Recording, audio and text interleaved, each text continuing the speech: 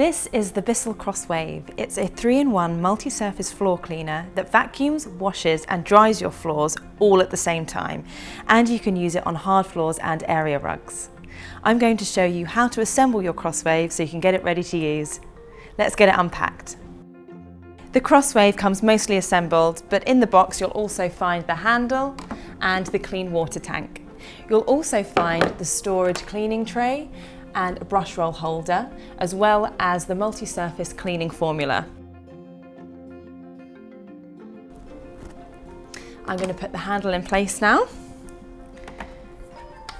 Just clicks in. If you ever want to remove the handle, there's a little button here that you either need to press with a pen or a screwdriver and it just releases the handle.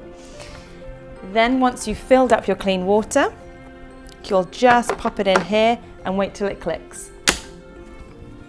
There's a very handy cable tie on here, which is great for storing.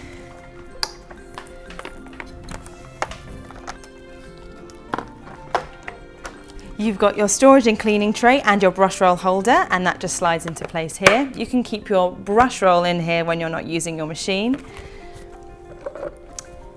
And then the CrossWave just sits on the tray.